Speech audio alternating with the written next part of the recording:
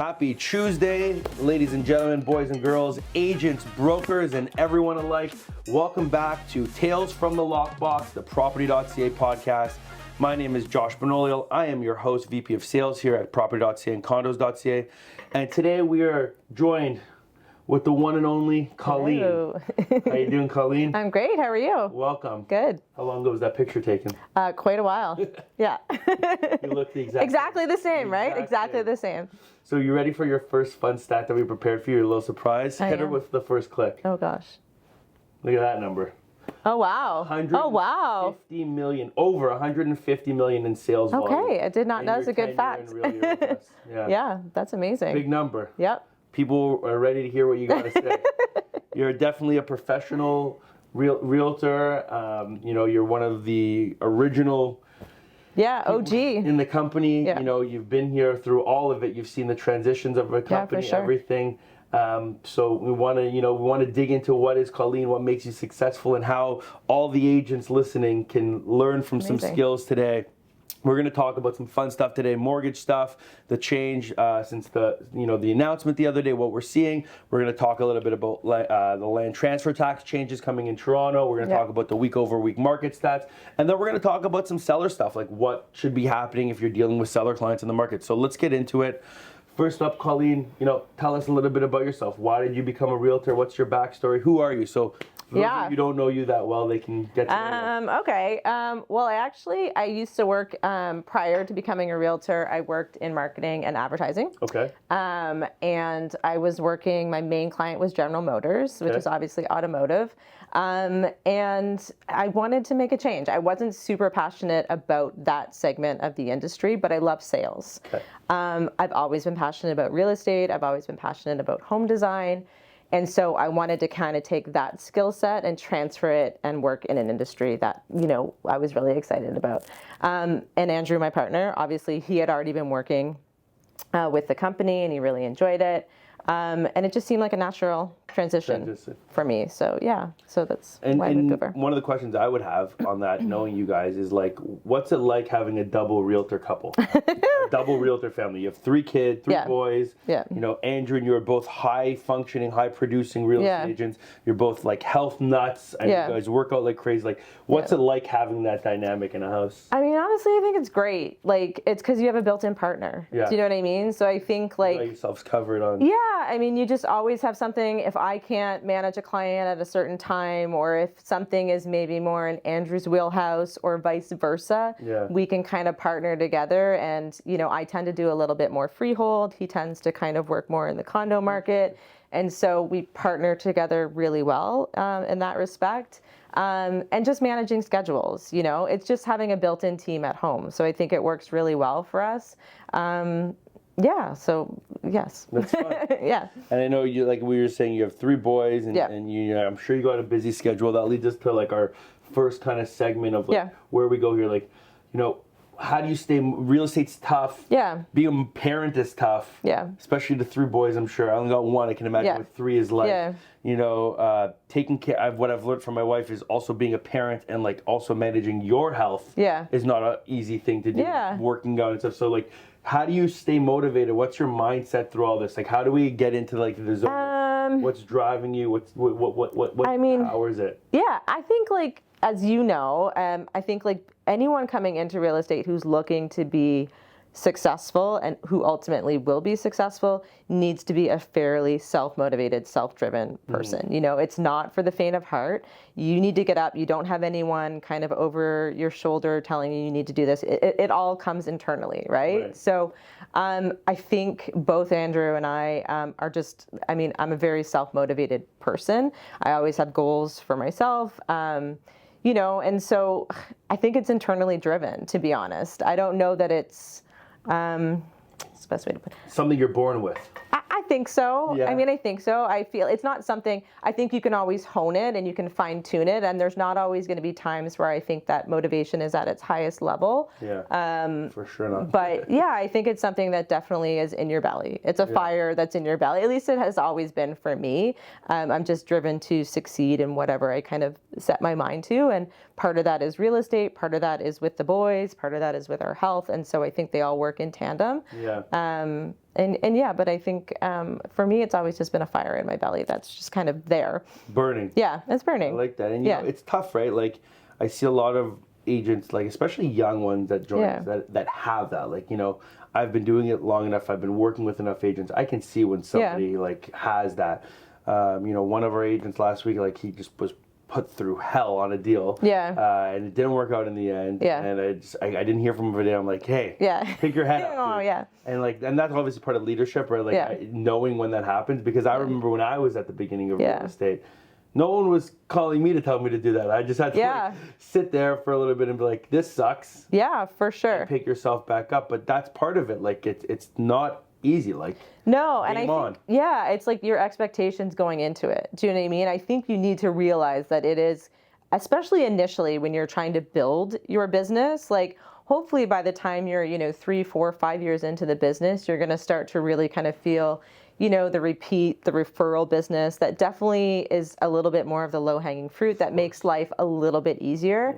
But when you're starting out, it is a lot of like hustling to just generate that business. I think also that's why our, you know, organization, our company has always been great, because we have those leads to kind of feed new agents and to help kind of like get that process going a lot more quickly. And then if you're kind of going about it on your own. But yeah, I think like you need to really kind of manage your expectations going in. And it's not for the faint of heart. You have to realize it's going to be like a little bit of a slog, but there's wins in that. Do you know what I mean? Good. They feel really good. You know, I've like so many times, like over the years, when you hear success stories of agents who have gotten their first deal and they partnered with like a mentor in the company or something that's helped get them there. It's like, it's such a great feeling. And it just gives you, I think, a taste for more. And you always learn something from every deal, right? And so that, you know, that kind of, that starts to build up over the years. But yeah, so yeah, I think I went off track there, but okay. No, and that's what we do here. Like it's not like this is not a scripted thing, right? And it's so funny. Like I relate back to the same story with the agent that I'm referring to. Whenever he has so much potential, he's gonna be great with us. It's exactly that. It's like he's like failing in it, and I'm like, what, you thought it was going to be this easy to make $40,000? If it was. You thought it was like, everyone would be doing it. I go, no, welcome to the game, bud. Like, strap up. It's big boy pants time. You know? And I mean, like, and I think you can always have that, like, there are people, again, who are very internally motivated and stuff, but you do obviously have to partner it with a skill set and also a lot of organizational skills and a constant, like, I think, desire to keep learning, because our industry is always evolving.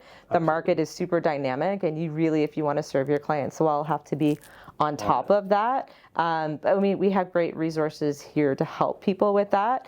But I think at any stage, whether it's someone that's just come in and they're, you know, they're 3 months into the business, or if you've been doing it for 20 years, you cannot rest on your, like, you have to kind of keep learning and keep going in order to kind of, I think, you know, be the best agent for your clients and serve them. I think really Steve Jobs, believe it at this, I think Steve Jobs said it best. My father-in-law says it to me all the time. It's stay hungry, stay relevant. Yeah, for sure. Yeah, and there's always something to learn. Like, every day. 100%. Yeah. And even when you think you learned it, like today I was sent something, I was like, whoa, I don't even know how someone found this information, but it's great. Yeah. Let's keep it rolling. Lucas, what do we got up here? So we got Miriam Esabag. Have you ever met Miriam? I have not, no. Okay. So Miriam works with us very closely. She's worked with Jeff and I for years. She is an incredible mortgage broker who really helps our agents drive deals over the finish line. Like, I can't tell you enough times where agents in our team have literally just brought her a client. The agent has forgot about that person, and she months later says, call this person. Amazing. Okay.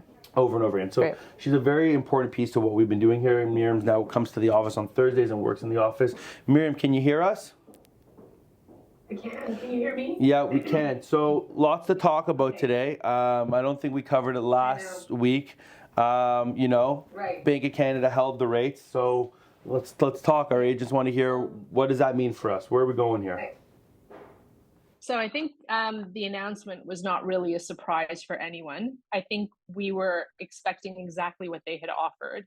And I think the question was more, what does this exactly mean for rates and rates moving forward? Questions people are asking is, will we start to see the rates come down? And when can we be expecting them to come down? So a lot of people were wondering this. And I think the prime word that they had chosen to say was they're pausing.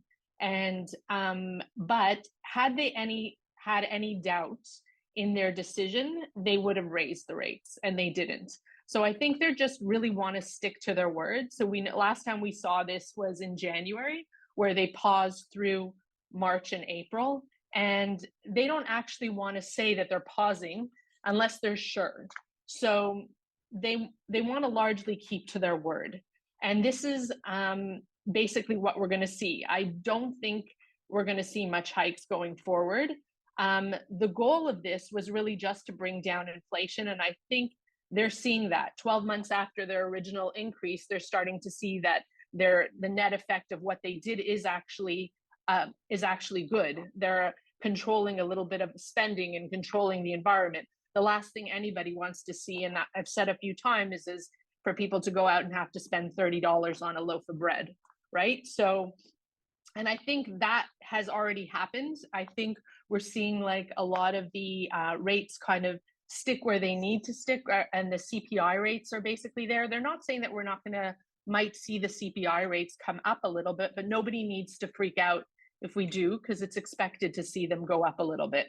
And I think they took that into effect when they did decide to pause the rates. So for now, paused rates. On the fixed end side, and I like to kind of talk about that, it's kind of reflective on the bond market. And what's interesting is our highest bond market this year was somewhere like August 20th, August 23rd, around there. It was at its highest point. And what's interesting is since then, it's come down. And that's where the 4 and 5 year rates at the bank, the fixed rates, we are seeing them come down a little bit. So basically just reminding everyone, anyone that has clients out there that are closing within the next month or so, they should have their brokers go out and reevaluate or renegotiate those things.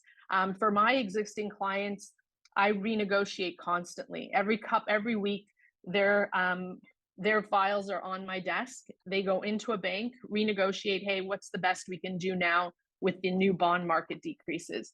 That's pretty much some positive, which is great. I don't know if anybody has any questions at this point. I just want you to cover quickly, just give us a snippet for a little bit of an elevator talk for all the agents and all of our knowledge. What are we looking at on a 5-year fixed? What are we looking at average right now on a 5-year variable? What's the rate? So I'm going to open up because I want it to be as relevant as possible. So today, I'm just going to open up because I think, yeah. So if you give me 2 minutes, I'll open up. But if you guys can continue, then I'll come back to you and let you know exactly. Put it in the group chat when you're ready, and we'll bring you I'm going to put top, and I'm going to put also. There are some really good 4-year rates, which I think people are kind of always stuck with the 3 and their 5. Everybody that you talk to. But I think people should actually look at the 4-year rates. They're substantially better. Also, when people increase their down payment just slightly, so make sure the brokers or anyone is looking at that. So if they're at 69%, if the client puts it up to 65, all of a sudden the rate goes from like 6.2 to 5.89. And so you want to always watch those little things, even if it's like 9.8% down payments and then they increase it to 10, all of a sudden their buying power increases drastically. Those are the things that you have to be really good at, and you need like someone strong to look at. Again, no obligation. If you have clients that just want to get on a quick call to review, what do I have, Miriam? Is it good enough? That's what I'm here for. Okay? Thanks, Miriam. Yeah, pleasure. Have a great deal. Yeah, have a great day. Deal. And a good deal. I'm already thinking about deals. Have a good deal and a great day. Great deal too. Okay, cool. Let's keep it rolling here. So that's Miriam. That's what she brings in. So the big one that I was at a wedding the other day, and I was with one of the lawyers I work with closely, and he's like, "Did you see this?" And I'm like, "No." So this was an article from the CBC, and we sort of talked about it a little bit. Oh, we got a little cut off there on the edge here, but these are the proposed land transfer taxes by Olivia Chow for the coming in January to Toronto home land transfer taxes. So let's just put a little context on here. Right now, when you buy a house, in Toronto, you're paying Ontario land transfer tax and Toronto land transfer tax, and they're both equal right now. Yeah. So somewhere in between 3 to 5%, I think that's what it equals out to when you're said and done. This is a change to just the Toronto portion. So the Ontario will stay the same. The municipal is going to change. So whatever the Ontario is right now, let's call it 1.5% to 2% on average. Let's say now that this is going to increase from 2 to 3.5 and upwards. So she's tiering the system even more. And I mean, I don't think like the main factor here would be for people who are making a lot of money probably. Yeah. Although the Toronto average home price is not far off from $3 million these days for a real family home. Yeah. For the downtown area, for sure. Downtown area. If you want a nice, decent, detached house downtown, you're not far off from that $3 million mark. No, not at all. And often well over it. We're looking at a 3.5% tax on homes between 3 to 4 million. Yeah. 4.5 for houses 4 to 5 million. 5.5 from 5 to 10, which just to put in context, if you're buying a $10 million house, if you're that rich, good for you, $10 million house, that's a $550,000 just Toronto transfer tax. So you'll probably be looking at around $700,000 cash. But is this like incremental over, like between the range? Between the range, right? So I'm just going on this one, 5 to 10 million. Yeah. Let's just look at the highest end of the spectrum there. On a $10 million purchase, 5.5% just Toronto land transfer tax, $550,000. Yeah. Plus the Ontario land transfer tax still. Let's just a lot of money. for niceness, let's just call it $700,000. Yeah. Not financeable. Yeah. Cash on closing. Gone. Yeah. You know, what do you think's going to happen here? Like, this is January now. Like, do you potentially see this affecting and helping actually in some ways high-end luxury real estate between now and the end of the year? Between now and the end of the year, yeah. That's where my head goes. Yeah, I mean, I think if there's people that are looking in this price point, this is going to be a factor for them because they're going to want to avoid 1.5% to 2% Yeah, cash. it's a lot of additional cash to come up with, so they're going to want to avoid that. So if they're contemplating purchasing and they don't, I think it might move it forward. For when it actually comes into effect in January, who knows? Yeah, I mean, listen, like I think they introduced the original municipal transfer tax in 2008, right? And so there was obviously a lot of uproar around it then. You know, eventually people got used to it, and it's just a reality of living in the city. I will say though, over the years, I'm not sure if anyone's done a study, and like it might be difficult to quantify. But it does, like, it has redirected some people. Like, do you know what I mean? Yeah. I have worked with clients who are like, okay, well, if I, buy in Mississauga or here or whatever, I'm going to avoid it, right? And you could see an uptick in homes selling in Vaughan. 100%. 100%. Like if you're going to buy if you're considering multiple neighborhoods and this one you're going to pay, $100,000 less in land transfer tax or whatever the number might be, it might sway you to that area. I think ultimately it's just going to create less like activity in these price points. Yeah. I think people will be more inclined to, I know personally I would be. Do you know what I mean? Like if I'm thinking about, okay, because some people just, not everyone needs to move. Yeah. Some people just want to move. Most people. Do you know what I mean? A lot of people. Especially when you're in like what would be considered these more luxury in this range, in like price a $3 to $4 million range. You want to move. You want to move because like it's, but maybe you have more children. Maybe you're feeling you're outgrowing your house, or maybe you want to move to a different school district or whatever. Your circumstances have changed. You want to be closer for your commute to work. The house isn't working for you. But can you live there? Yes.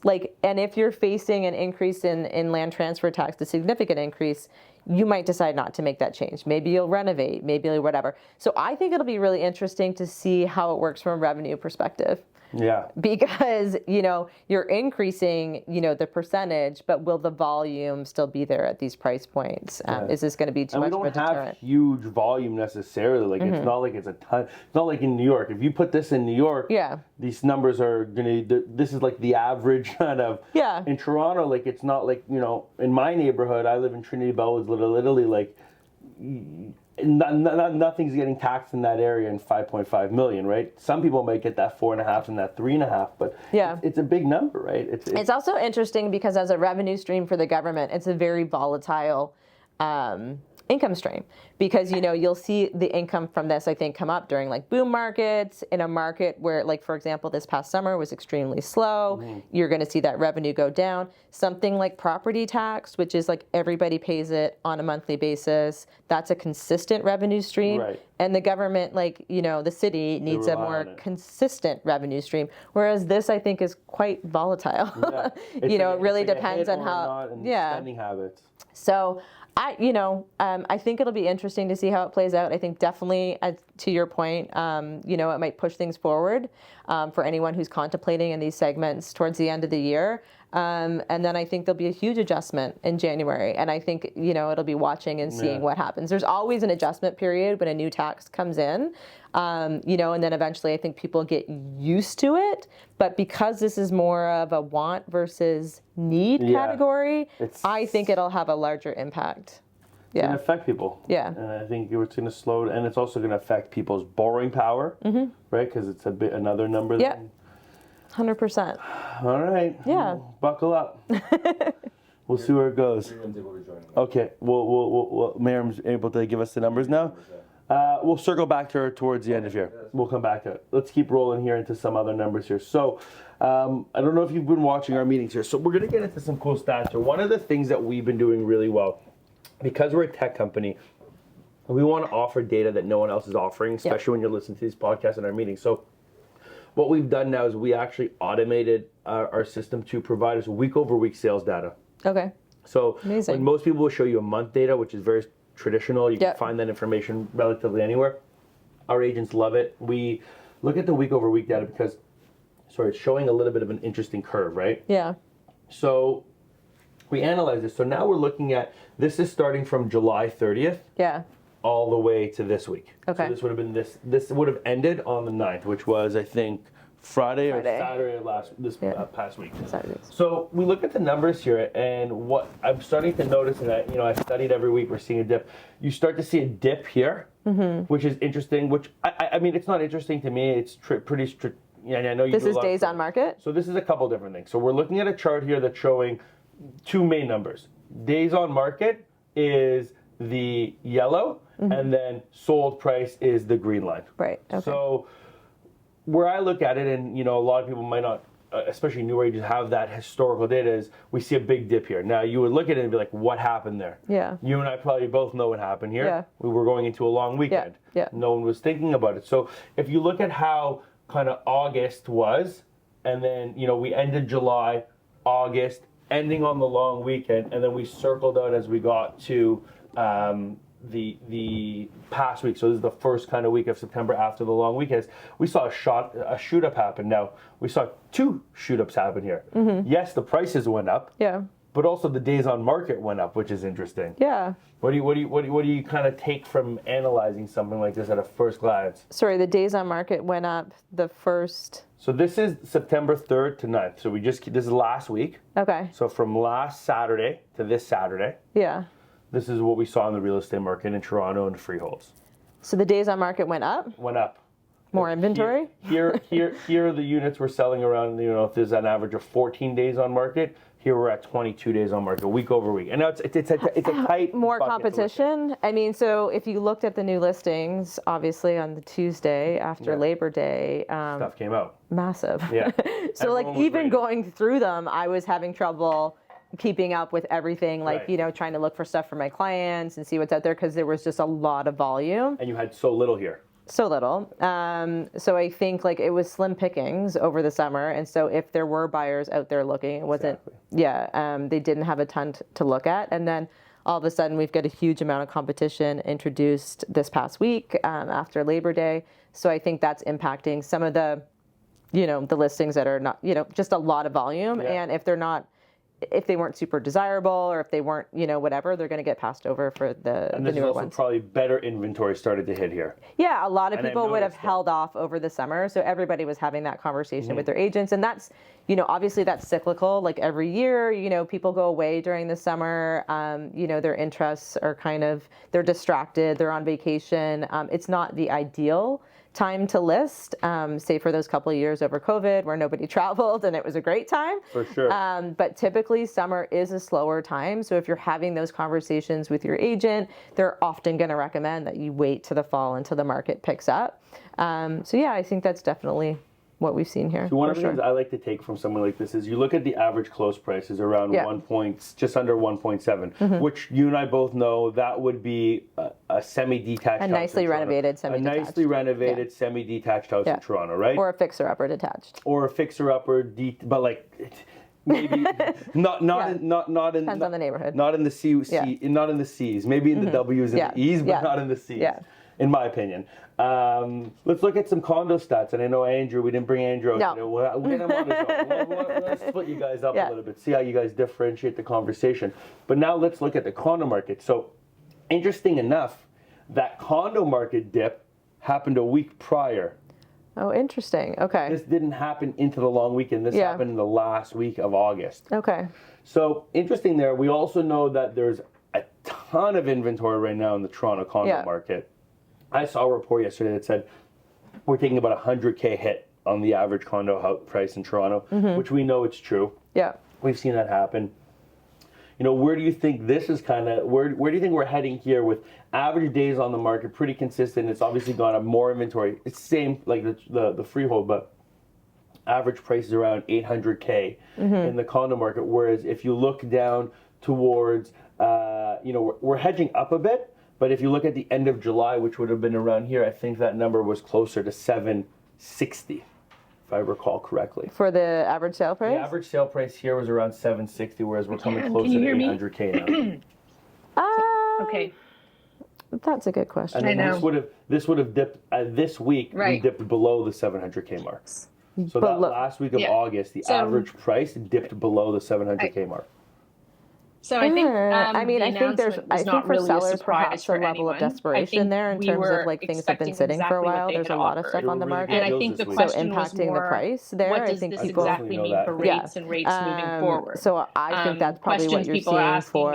I think a lot of there's a lot of concern from obviously people that are listening. Do you know what I mean? So I think buyers are opportunity, like they're taking advantage of the opportunity. So I think that's probably what you'd be seeing there. And then for the price going up, I mean, obviously we had the interest rate hold. They would have raised the rates. Yeah, and they so didn't. I think that so I think they just really want to stick to their words. Or settle consumer confidence a little bit, or buoy it a little bit. Where they paused but I don't think we're going to see any real kind of like price increases until we see like a steadiness from the Bank of Canada. So that's why we like looking at this legal weekend agent because you're starting to get a picture. And this is and you can see like, hey, there was an basically what we're going to opportunity see. I don't think we're going to see much hikes going forward. The goal of this was really just to bring down inflation, and I think they're seeing that 12 months after their original increase, they're starting to see that we don't have that right the net now effect on of us. what We they will did put is that in the Facebook group to is match it actually up. good. They're controlling a little bit of so we'll give you spending and both controlling those the numbers environment. The last after thing the anybody meeting. wants to We'll see, post and that that I've said on a few the times, links to the podcast for people to go out and on have the to spend Facebook group. $30 on a loaf of bread. We'll keep flowing there. So, and I think that has already Let's happened. talk a little bit about we're seeing the like fall a lot market, of the right? So rates kind of just to put stick some where they reference need to on stick, Colleen, you do a and the ton- CPI you're rates one are of our basically there. They're not saying that we're not listing agents. might see the You do a CPI lot rates of come up a little freehold bit, but listings nobody in Toronto. needs to freak out. So where do you if we think do, now all because it's this considered? We expected to talked see them about go up a little bit. change in Toronto And I think and they transfer took that tax. We into talked effect about when they did prices, how they're decide changing to over the pause past the couple rates. weeks. Different So mindsets for of now, people, where they're at. pause Mortgage rates rates being held. on the Where do you fixed end side, think and the I like next couple to months kind is of talk heading? about that. What do we got It's coming kind up? of reflective on the bond market. Like And obviously, if we're what's looking back interesting to is the our summer, highest which was a bond very slow market period, this the fall year is cyclically was somewhere always like a August busier 20th, period, August second only 23rd, to around spring. there. And It was at so I its think we highest will point. see more activity. And I what's think the interesting is fact since that then it's the come Bank down. of Canada held their rates That's where the is 4 and obviously a 5 year good thing, rates and at the that bank, the settles. fixed rates, I think a lot of, again, consumer confidence, and everybody's waiting and sitting on their hands, kind of seeing like what's going to happen. And so I think the fact that they held is good. I don't think it's obviously going to be the busiest fall, because I think people are wanting to kind of see the direction that things are going to go, right? So we had 2 rate hikes over the summer. We've held now with September, and I think they're going to need to see some more indicators in terms of where that's going before we see like a real kind of hey, what's the best we can do now busyness come back to the market. But I think, that's to be pretty honest, much good listings, some positive, like the which is population great. in Toronto is I don't know huge, if anybody has obviously, and any the demand questions is at this always point. there. I think you just need to be sharper, you know, when you are marketing your property and when you are presenting. Good listings that are priced well are always going to sell, you know? So it's like, because the demand is So here. I'm going You to know, we open have up a because huge I amount want of it to immigration be to the as city. as relevant as Yes, possible. and some people So are kind I'm of just going to waiting on the open up because sidelines, I but think, there's still enough so if demand you give out me there 2 minutes, that I'll people open are going to up be and you guys can interested continue. Then in, you know, come well-priced, back to you and let you know well-presented, exactly what well-marketed rates properties, are. right? Absolutely. So I think you just need to be on your game a I'm little gonna bit put more. You top, need to make and sure I'm that gonna you're put really also, looking. And there I are think to your some point and looking really at the good data that we 4-year have rates, is which I really think just people monitoring the are market kind on a of week by always week stuck with the basis, 3 and their so 5, that when you everybody do that go you to talk market, to. your But I pricing is think very people should sharp and actually you're look at the very, 4-year rates. yeah, They're you're very in tune substantially with what's better. going on, because if you're Also, looking at when last people month increase their down only, payment just you might be out slightly, of date. You so know, make sure you really the need to look at brokers or things anyone on a is looking at very, that. So if they're at yeah, 69%, on a if very the minute client basis, I would puts say, it up to and you 65, need all of to, a sudden the rate goes from presentation like is huge. 6.2 to So I'm a huge, obviously, 5.89. advocate of And so you staging want to always a watch those little property, things, and even if you it's know like it's got to present well. 9.8% You down know, payments, and you then they got to do the increase it to things, 10, all and of a that's not sudden their just kind of buying bringing in the power furniture. You got to do increases the that repairs. You drastically. got to make sure Those that are you the got to things that you have you to got be to do the really good work at, and you before need you like someone list. It strong makes to a look huge at. Well, difference. buyers are looking for every No angle that they obligation. can If you to have beat you up on clients the that price. just want Kind to of get on a sharpen their quick call pencils to and review, kind of what do take I some have money. here, Yeah. and is it So good enough? I That's think what I'm here presentation for. is obviously Okay? hugely important in pricing right now, and then marketing, Yeah, obviously, pleasure. and making sure that you're getting out to buyers, which we have great platforms You too. for. Same deal. But yeah, I Great think deal that's too. more important Great now deal than it ever has been. I know we've all seen in like boom markets where we have listings, we're like, I can't believe that sold for X. Right. You know, that, you know, in a busier market, you can get away with, you know, half-assing it a little bit. a little bit, but that Not is here. not the time right now. You need to be on your game. And that's one of the lines like I always use in markets like this. I tell everybody, like, and it's like I don't know if anyone else says it. It's just my thing.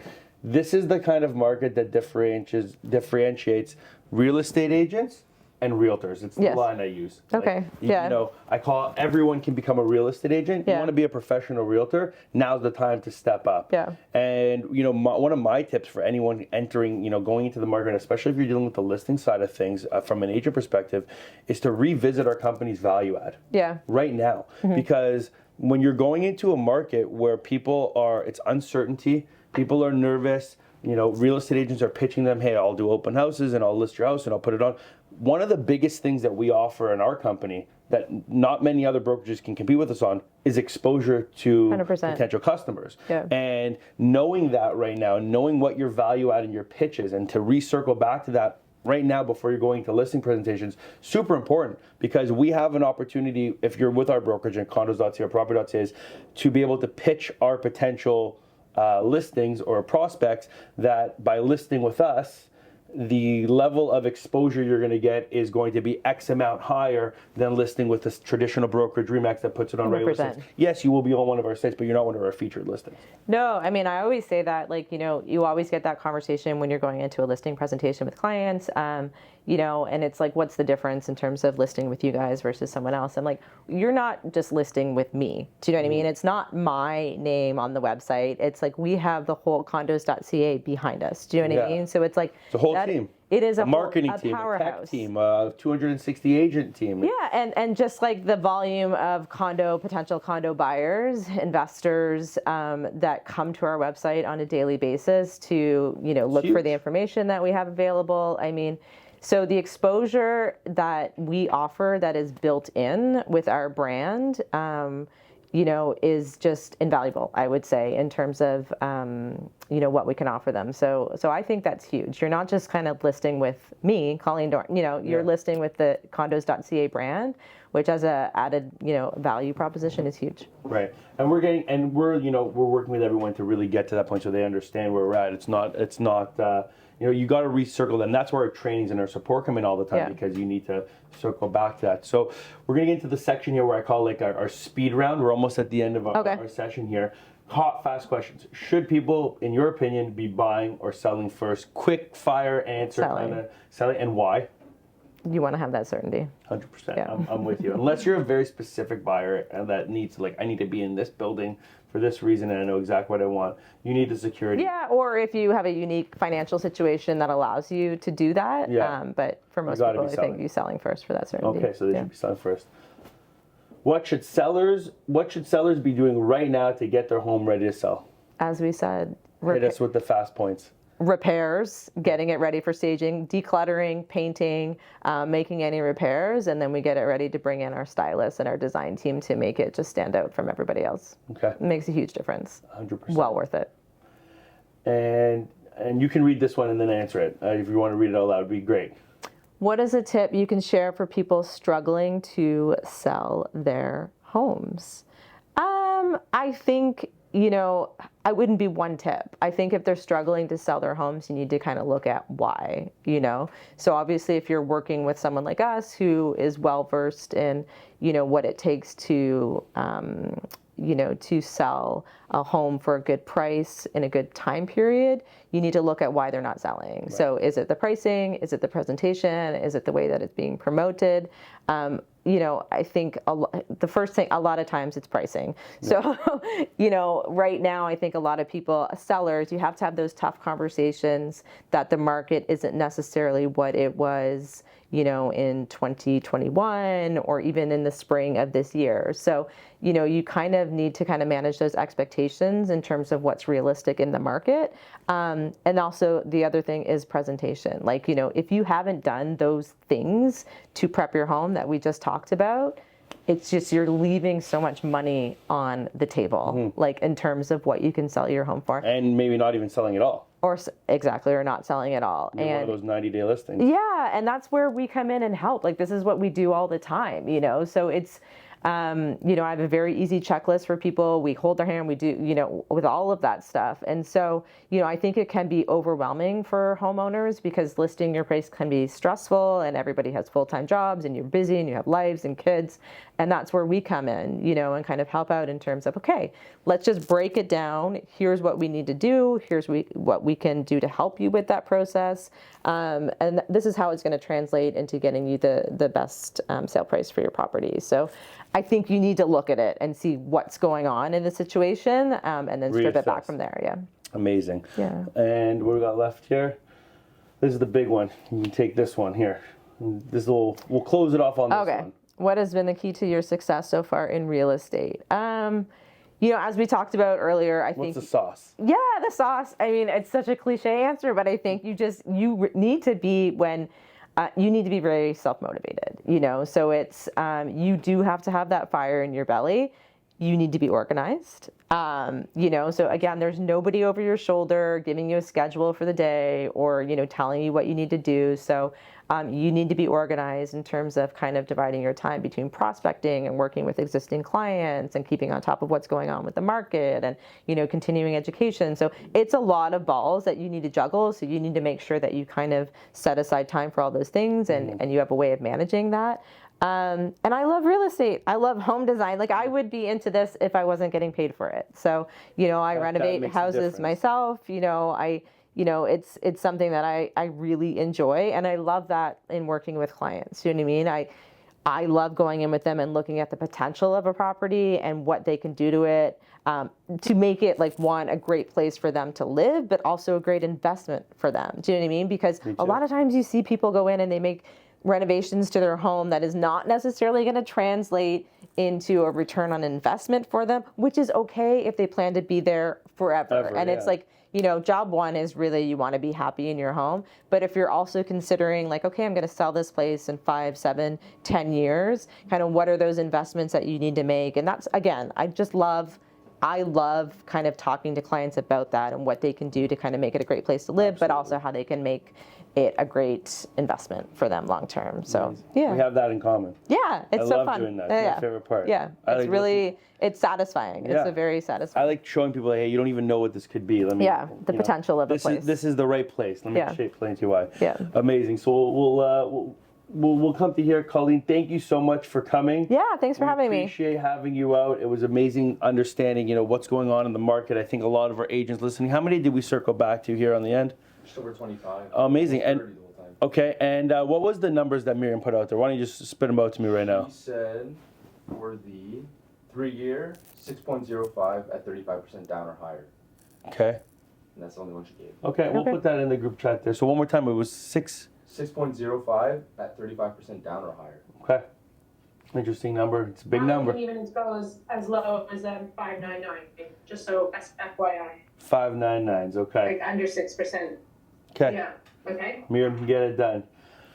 Okay, guys. Well, thank you for joining us again. Tales from the Lockbox, the Property.ca podcast. I'm Josh Benoliel. This is Colleen. We had a great day. Thank you for listening. Hopefully, we gave you some information that will help you get more listings, be a better real estate agent, help you sell more listings. If you're a seller, get your house ready. Whatever it is, we are here to help you and give you the information to make you a successful real estate in Toronto, in the GTA, whatever you're doing. Tune in every Tuesday. Have a great week. Ciao, guys.